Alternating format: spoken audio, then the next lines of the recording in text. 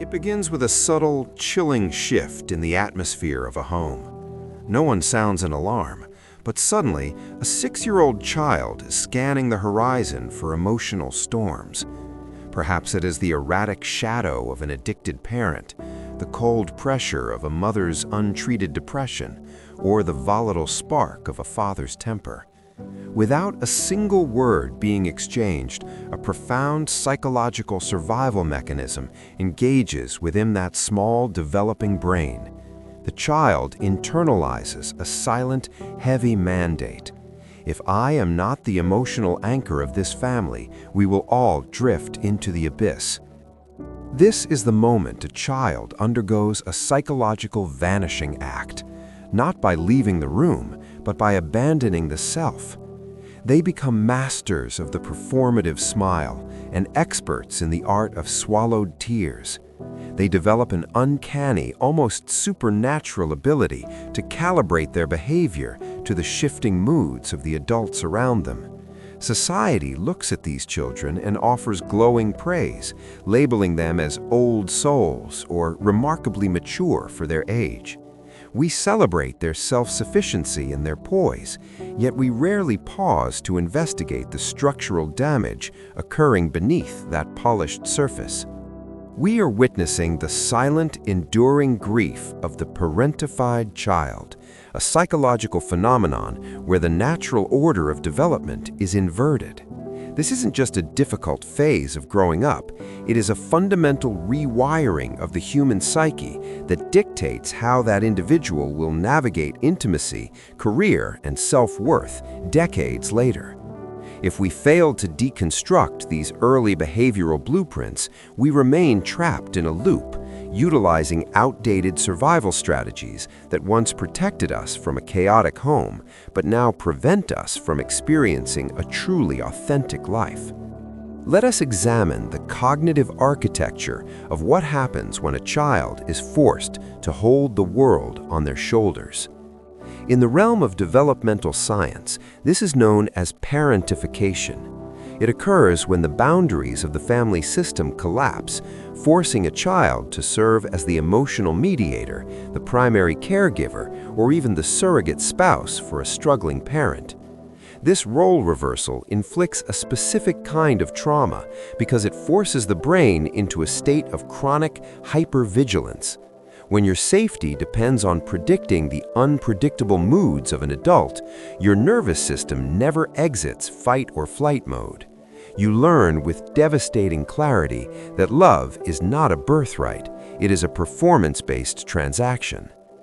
You begin to believe that your personal needs are an inconvenience, while the needs of others are a constant, looming emergency.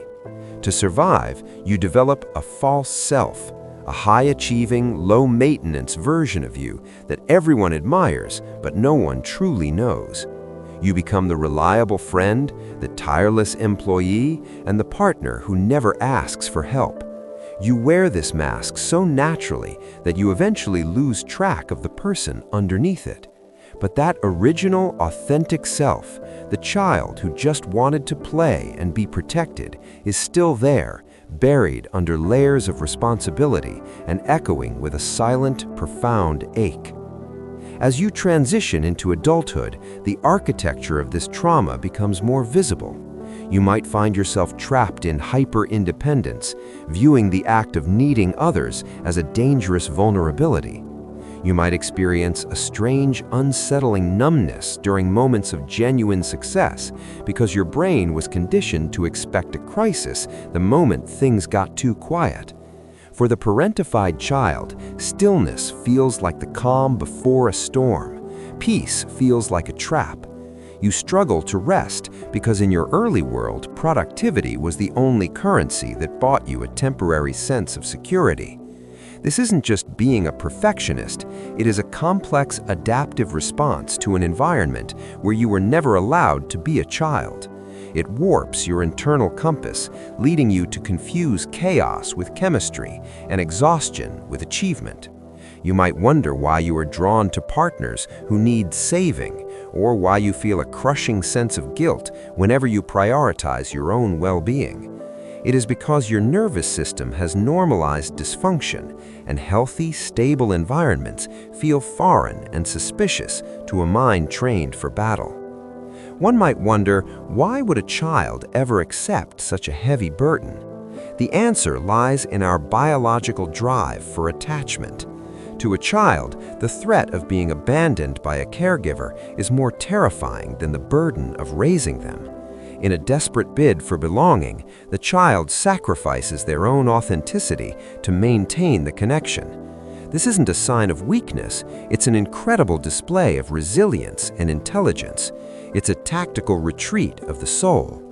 But the tragedy of this survival strategy is that the walls you built to stay safe eventually become the walls of your own prison.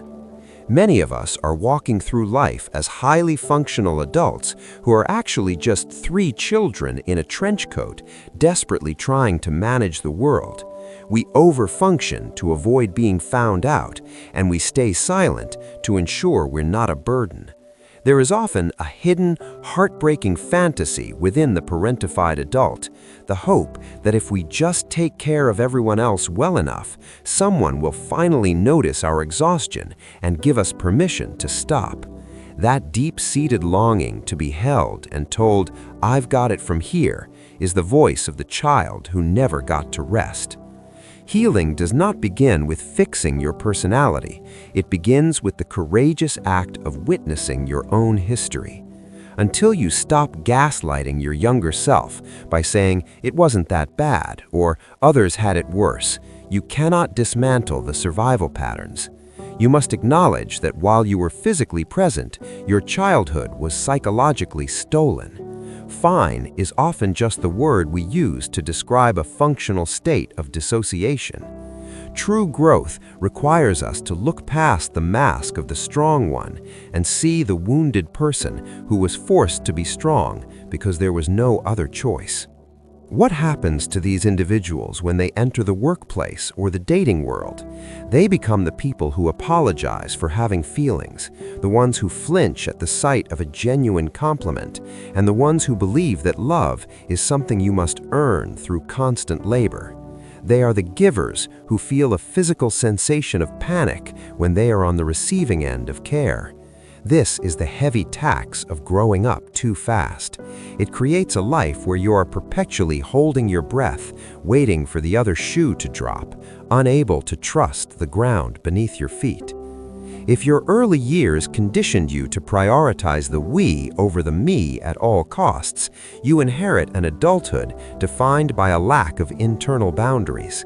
You find yourself fixing people who didn't ask to be fixed and managing emotions that aren't yours to carry.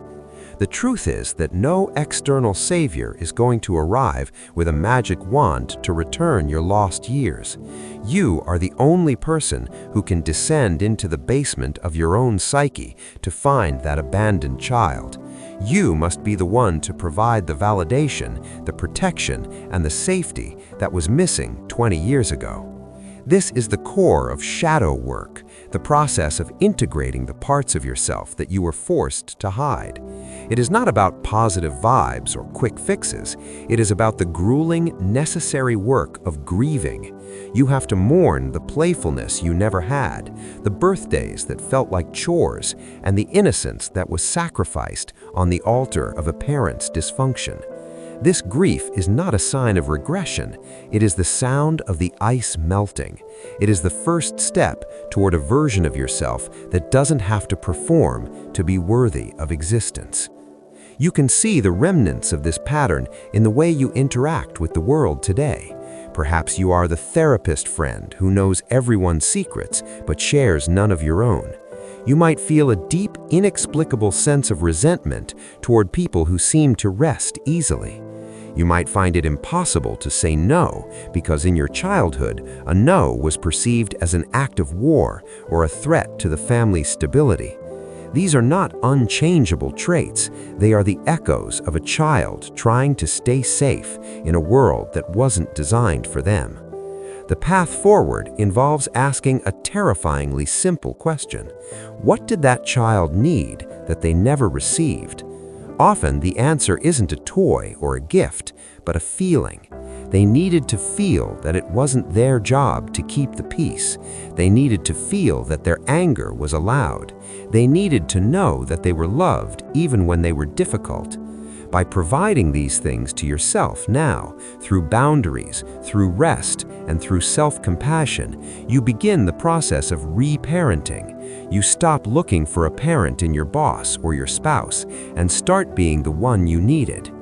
As the psychologist Carl Jung famously noted, until we make the unconscious conscious, it will direct our lives, and we will call it fate.